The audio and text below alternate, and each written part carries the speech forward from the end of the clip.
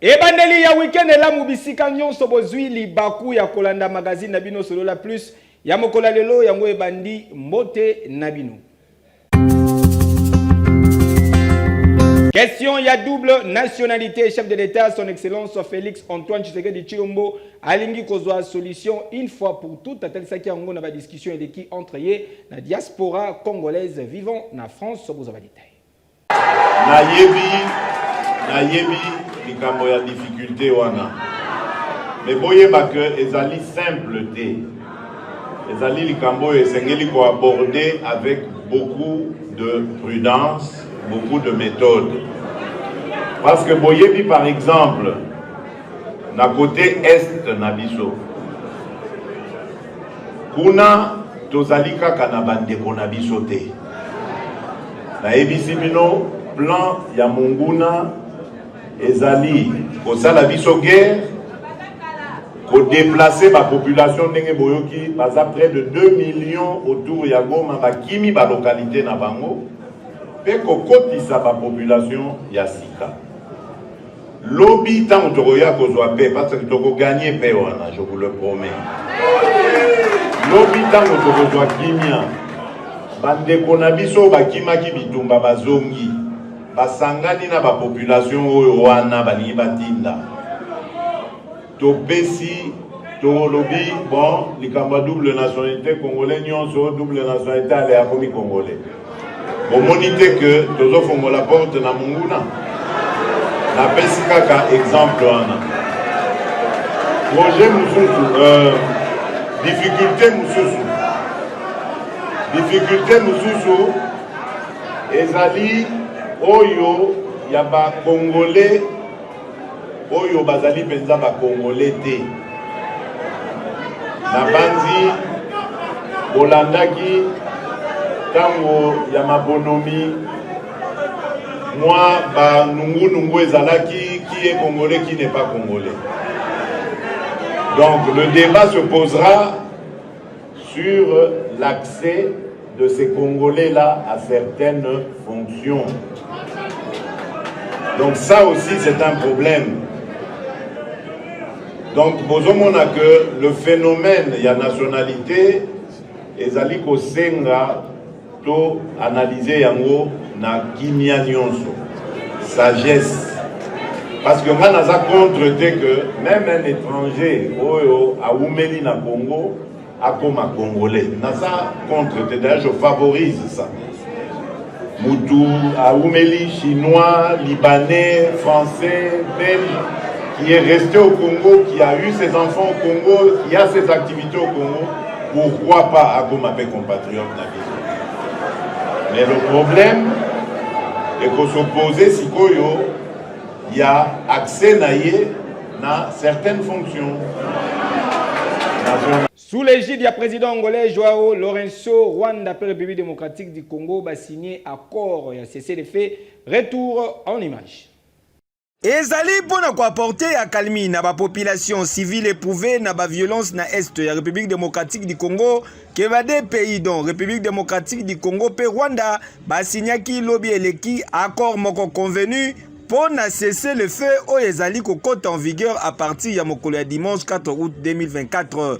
Ezalinde oyo ebimi lors ya ba discussion ya deuxième réunion ministérielle sur conflit oyo ezali ko opposer République démocratique du Congo pe Rwanda. Cesser le feu oyo et kozala contrôler na mécanisme ya vérification oyo ezali composé na ba observateur militaire et sengeli boyebake ba objectif visé na président angolais Joao Lourenço oyo ezali ko jouer rôle ya médiateur majeur ezali ya convaincre le deux partis bandima mise en œuvre ya accord ya Luanda signé na novembre 2022 na droite ligne ya processus de paix ya Luanda pe ya Nairobi. Ezali également question pour encourager dialogue na plus haut niveau pe ko établir environnement moko ya kimia pe ya confiance entre les deux partis pour éviter crise politique actuelle et se transformer en conflit régional.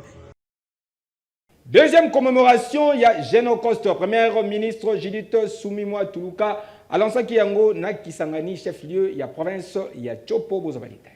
Qui nous est imposé, que je prends la parole pour lancer la deuxième commémoration du Génocoste, en mémoire de dizaines de millions de nos compatriotes qui n'ont eu pour seul tort que d'appartenir à la nation congolaise et d'espérer vivre du bénéfice des ressources de notre terre. Nakombo, ya chef de l'État, son Excellence Félix Antoine Tshisekedi Tshilombo, Premier ministre Judith Suminwa Tuluka, Alansaki, Mokola Lelo, vendredi 2 août 2024, activité commémorative ya Génocoste 2024 par visite ya site mémoriel ya ba victime ya guerre ya 6 jours ya Kisangani, journée nationale du génocide congolais pour des gains économiques et bandaki na cimetière ya Makiso et Sikawapi, 8 membres ya famille moko bazali ko se reposer na fosse commune. Liboso ya kozwa maloba, Premier ministre Judith Suminwa Tuluka azwaki explication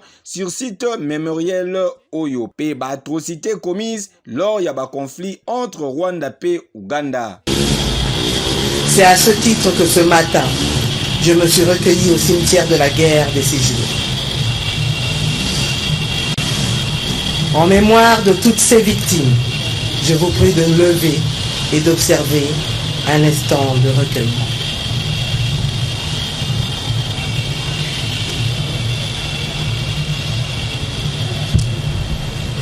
Je vous remercie.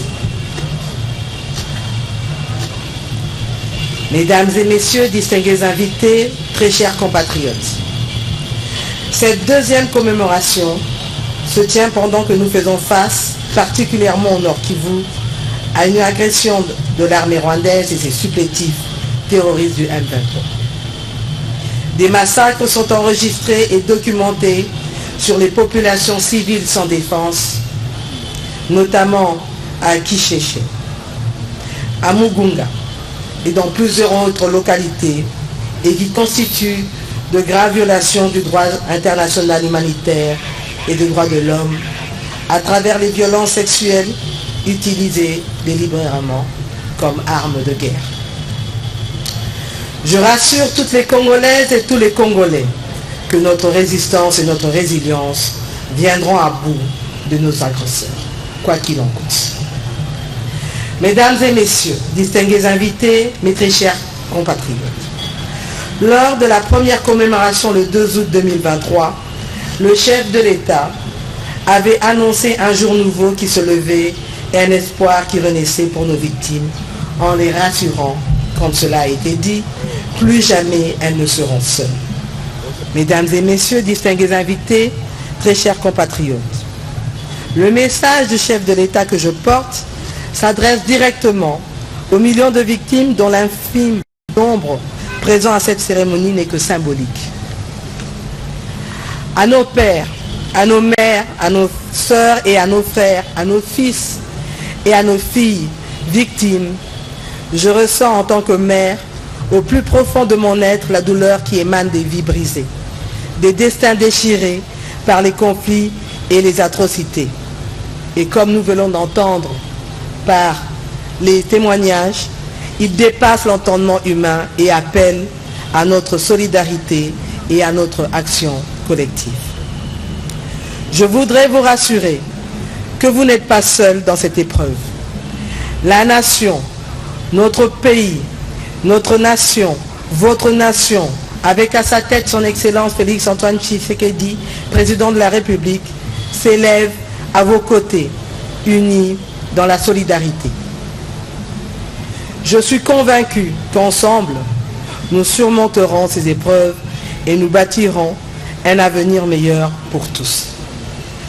Puisse la lumière de l'espoir briller à nouveau sur vos vies, meurtries, et que la paix et la justice soient notre guide dans cette quête de guérison et de réparation. Pour terminer, j'invite les victimes à puiser la force dans cette parole de Dieu écrite dans les livres d'Ésaïe, chapitre 60, verset 1. Je cite, « Lève-toi, sois éclairé, car ta lumière arrive et la gloire de l'Éternel se lève sur toi. » Fin de citation. Que vive la République démocratique du Congo. Que Dieu bénisse son peuple et comme cela a été dit, Otielao Motema. Je vous remercie. Kasi sengel koyeba ke pe avant Premier ministre Judith Suminwa Tuluka Aserekeaki liboso ya bastel dédié na ba victime de guerre pe ya ba agressions étrangères. Nous sommes dans la Tchopo. Regardez bien, à gauche de notre écran, on voit justement le cimetière qui est devenu un site mémoriel tel qu'il était avant qu'il ne soit aménagé par les Fonarev. On voit là, on est en train de déterrer des corps contenus dans une fosse commune. On voit là-bas des troupes rwandaises et ougandaises. Le messager, il y a chef de l'État, son Excellence Félix Antoine Tshisekedi Tshilombo, na province Yachopo, l'argentier de la République, le Pakebo, le bâton de Moïse, ministre il y a finance Excellence Doudou Fwamba Ayambamaki Kitoko, avec un pacte paix, idéologie, retour en image.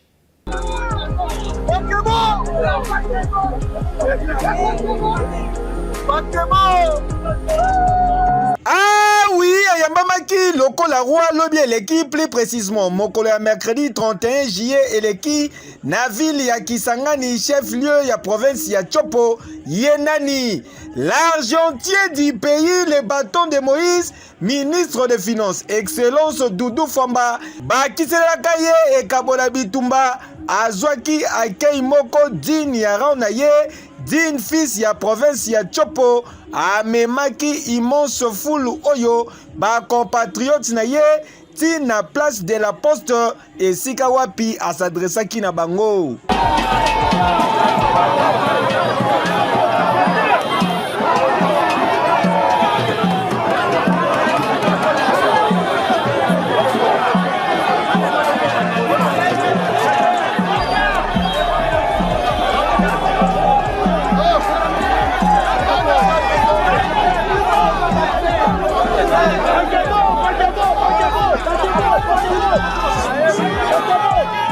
D'entrée de jeu, l'argentier du pays, Excellence Doudou Fwamba le bateau de Moïse, a remercié qui babiton ya province Oyo pour ndenge bakordaki en masse bavoi na bango na chef de l'État son Excellence Félix Antoine Tshisekedi Tshilombo o yazalaki ainsi réélu lors ya ba présidentielle ya décembre 2023. Na yena message moko ya kopesa bino. Message tozanango ezalaka moko. Ezali d'abord kopesa bino merci. Merci pour vos prenaki mokonzi ya mboka. Mwana na bino, makila na bino, Félix Antoine Tshisekedi Fatimeto à 80%. Omi mettra na maboko bana Tchopo. Ovotaki awa plus de 80% mokonzi ya mboka. Ensuite, les bâtons de Moïse, Excellence Doudou Fwamba, exprimaki gratitude naye envers président de la République, son Excellence Félix Antoine Tshisekedi Tshilombo Fachi Beton, pour la confiance oyo a plasaki naye na koko misadine fils ya province ya Tchopo oyo, membre ya gouvernement na poste ya ministre des Finances ya République démocratique du Congo. Et puis on a télé liboso na bino, mwana na bino. Ye mutu asimbi sheke, eza bongo te. Tchopo bino nde bosimbi sheke, eza bongo te. Banani basimbi sheke ya Congo. Banani basimbi sheke ya Congo. Il faut sikoye mona na misala, eza bongo te. Aiko vile. Utsape me mikolo. Patimeto merci. Il faut tout mango ça.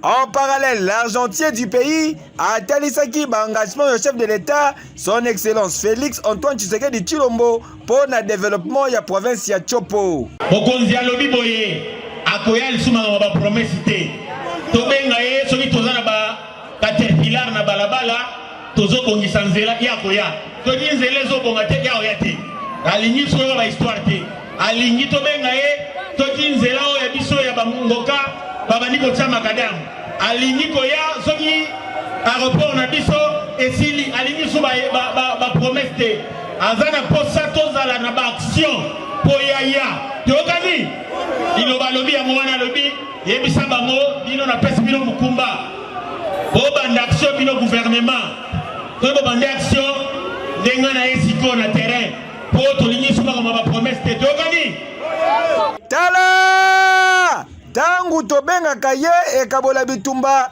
ezalaka pamba te kasi ezalaka po abundaka po na komaterialize vision chère ya mfumu ya ekolo Congo son excellence Félix Antoine Tshisekedi Tshilombo Fachi Beton Mukwantombolo d'Afrique.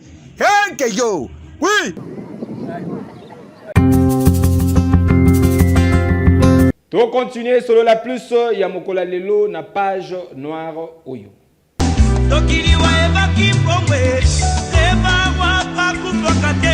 Ba famille Wangata ngai pe FN bazali na mawa ya koyebisa na bandeko baninga pe bayeba na bango sango ya liwa ya mwana frère grand-père pe père na bango na kombo ya Mbo Wangata Ogi Gérard directeur na RVA oyo akufaki na butu ya mokolo ya mercredi 31 juillet eleki na tina ya maladie oyo ezwaki tangu mukuse. En attendant que libota ebongisa programme, matanga ezali kosalama na résidence familiale oyo ezwami na commune ya Lemba, précisément na avenue Luchacha numéro 52, référence école Mokengeli. Communiqué oyo epesami mpona mutu nyonso ayebaki papa Mbo Wangata Ogi Gérard.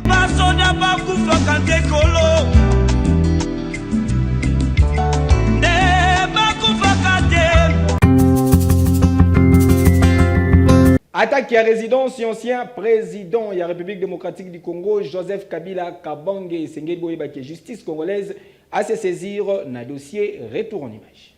On les a envoyés soi-disant pour venir m'éliminer physiquement ici.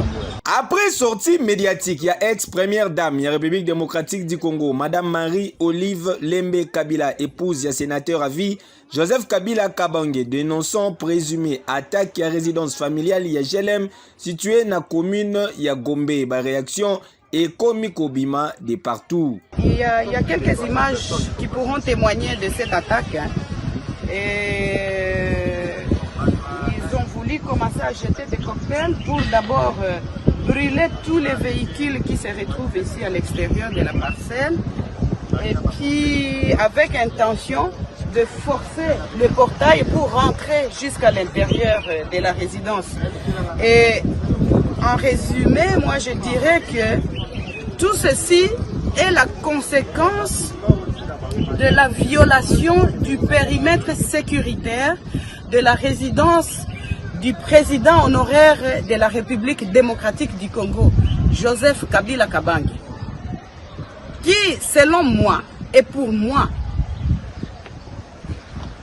est et restera le père de la démocratie de ce beau et grand pays, la République démocratique du Congo.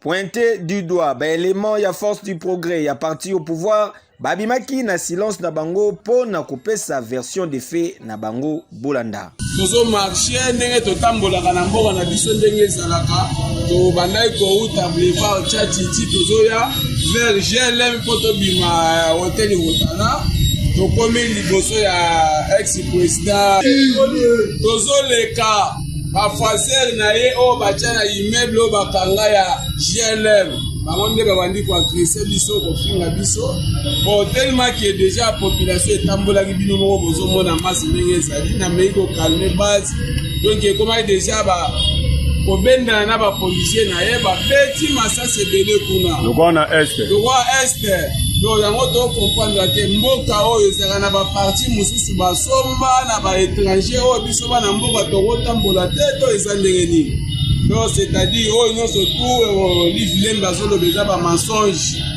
bamensonge fabriqué biso na olive tomonani te biso tozoleka libanda na balabala ya leta na nzela tokomi na lupango na ye te Donc c'est-à-dire oyo ça les aba mensonge. Donc vis-à-vis ya koleka na biso ba militaire na bango nde ba agresser biso. Ba policier o bazali ba gère balata de police ba beti biso ba masasi ba image ça. So alingi abandoluka ba mafia na ba lukuta moko ba mensonge ya papa bazo fabriquer pour na base biso pe to kondima te po toza pe ba yimboka toza na droit ya ko réclamer ba droit na biso to simbi ete atie ko pose la biso makambo. Force du peuple viva. Merci beaucoup.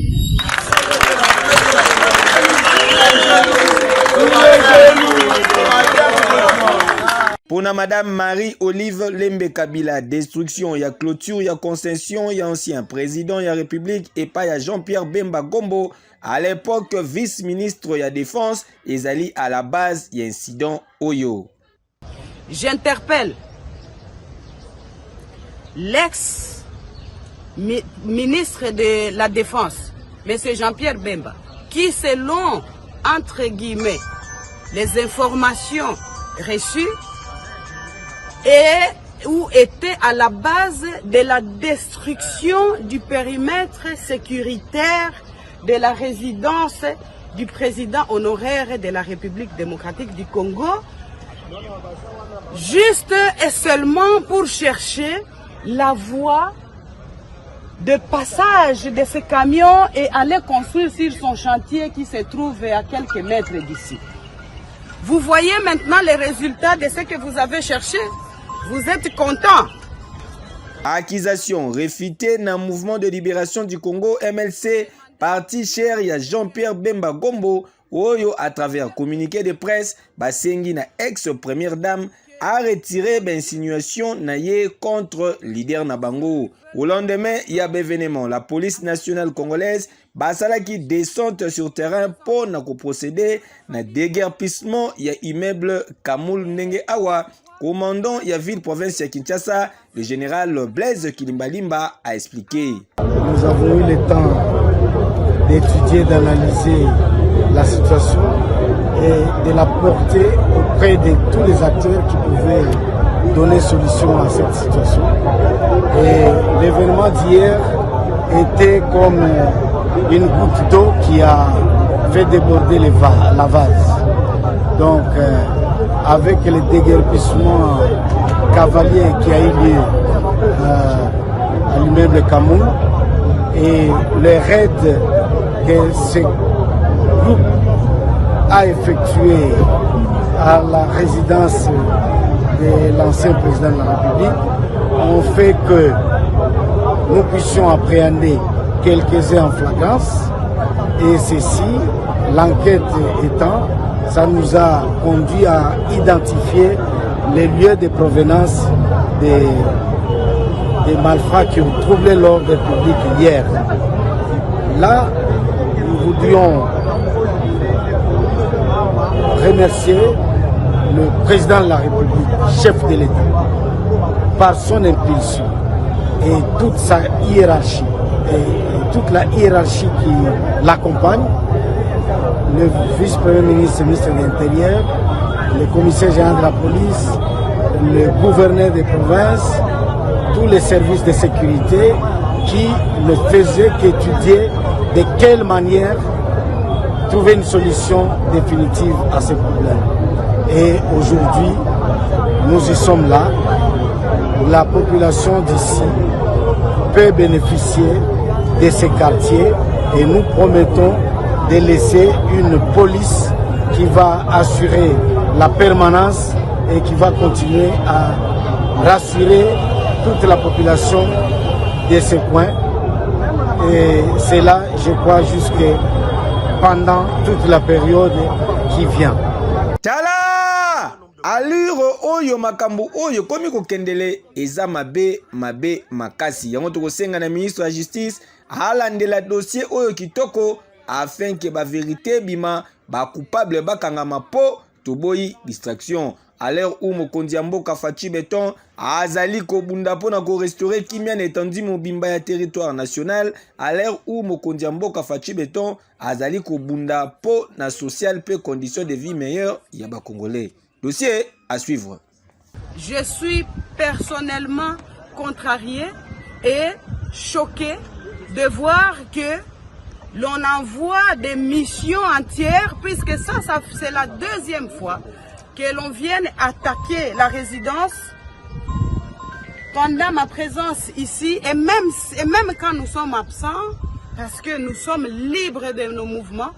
Au lendemain, il y a attaque, il y a site, il y a GLM, la police nationale congolaise, Kumbamaki, Nayemoko, le général Blaise Kilimbalimba, Bakendaki, ko délogé, élément, il y a force du progrès, na Grand Malik, 173 personnes, qui interpellées, Bazwaki, matériel et quelques armes blanches, vous avez des détails, na commentaire, Oyo.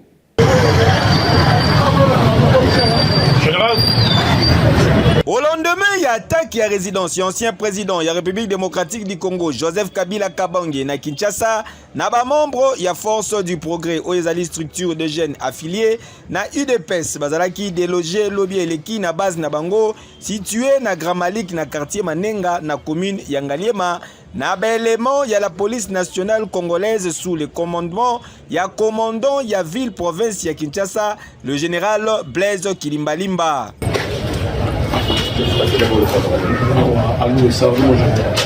Ah bon? On va voir locataire, ah, vous avez un locataire, louer ça quand même. Na bateau ne va na kate, na bateau bazalé, tout ça. Opération Oyo ezalaki à la satisfaction totale ya population ya quartier Manenga na commune Yangaliema. Oyo batalisi ke bazalaki victime na ba acte ebelé de la part ya ba force du progrès. Du progrès baza bandani. Kabila batale bagate bagate kabila pona nini? Bati to fana kiba to fana sa photo le patolier to mele tolier. Banga bitwa na moko yo. To baza ba victime du progrès. Etali bango. Bazonga soute ba mona soute. Bolemi film. Oh, bolemi film na ndenge nini? Ah, ekoma police ça sino soit kangi yo ndo boye. Ah oui ah. Kodi na kazi kota na total. Kuna eza sorti auditeur za kuna batape baza kuna nyonso unitaire na ba kuna puza na kati kuna balongwa baza swa ba nyoko biso sa elote ba emba ba kanyo na ba papa bazokanga ba beta ba yokamwa ata ba soda ba beta ku moto civil abeta mninga ne civil kwa abomwa c'est là on a osenga sous cette ici a pit fort quand on a ba soda bazaka wana parce que ba soda ba complice na ba complice na bango si c'était un zéro mètre. Si c'était un zéro mètre, on PNP, on va la police PNP. Faut qu'on kangango. Ok, c'est un bâtard. Faut qu'on la soit général, parce que général tout, parce que la complice n'a pas où. Parce que le soldat, les soldats civils, à son kangaé. Bango, il progresse, il faut s'y progresser. Mais l'État dans l'État, c'est la loi, toujours la loi. Pourquoi on va commander PM? Non, bango, bakanga na soldat. Na soldat, bakanga na soldat, baktia pe na cachot. Au foot, il pas mal pour bima. Moi, c'est un bail sur la zoya, bango, bah aussi mamla, bango, bah zoya, bango, bah bimi. Vraiment, chef, à ce pays, par la bagité, l'État, à l'État, bango ne va partir au thé, parce que mboka, nous on est mboka ya mboka l'État.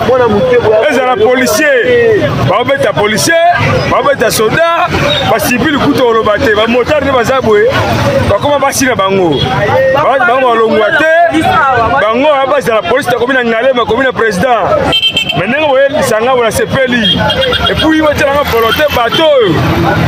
Président Mona Bango, ministre de la Justice Mona Bango, et puis, parquet Mona Bango, vous ne pas Kenda, Kenda. Moka Moka Boulouté, Moka Félix Moka Kimia. Badi programme avec ici Mundelo. Tongo A, votre la moto, va fouiller, ça va gagner la moissina yo, ballon la moissina yo, il va tirer kraka, la mission yo, on a base de Bango. Kasi Sengeli ko signalé que au cours de l'opération Oyo, quelques personnes bazalaki interpellées, y compris l'équipement Peba armes blanches. Ndenge commandant, il y a la police nationale congolaise en charge de la ville de Kinshasa, le général Blaise Kilimbalimba à Talissi. Na enquête tango balobi ke bautaki awa nde opération esalemi na concours ya ba autorité nyonso impulsion ya ye moko mokonzi ya mboka oyo alingi te makambo ezali koternir image ya mboka omoni yo moko ke eza makambo ya soni ezala lokola c'est un pays sans loi alors que les institutions sont là yango toyaki kotia bango maboko na ntango na biso ya police na ntango na biso ya service nde ere toyaki awa kotia bango maboko au moins 137 personnes tokamati babiloko bamachete une centaine tokamati drone moko ekufa oyo ebandaki kosunga bango babangisa koleka biloko nyonso wana nde yango topresente deja liboso ya justice tozali na elika ete mpo eservir d'exemple audience publique wana foraine wana ekoya kosalema awa ezali proposition tosali bakonzi bakotala na niveau ya justice ce qui est faisable soki awa soki kuna na Gombe esika bazalaki wana nyonso hiérarchie ya justice nde kodetermine kaka ndenge omoni wana la police ekotikala awa jusqu'à ce que question ya lopango oyo ezala vide complètement. Ah oui, la loi est dure, mais c'est la loi. La police a sali devoir naye ya ko rétablir ordre public pe ko protéger bas citoyens pe ba bien na bango. Dossier est commis désormais na maboko ya justice congolaise. Affaire à suivre. Sur la plus, Mokola Lelo Komina Souka, merci pour la confiance et fidélité. Botika, te souhaiter joyeux anniversaire na Moro Wenga Juan Kertis. Mwana ya maître Christian Moro ezali koyinda mabe. Mokola Lelo Kolia Komela ezali au rendez-vous avec Pacte P idéologie. Vous sepelaki naba image, vous pesa merci na Serge Lokondo Jacob Kayamda. Bazalaki Nassima ya caméra prise de son et Salamaki na Israël Mbouyi 4 fois champion play mobile Yassim Moko pe régie finale Simamaki Nale Maestro Bondi Mvukulu Bama Tabakita Babal Komabele Ngai Nabino Tokutani Lobby Ekeyo. Oui.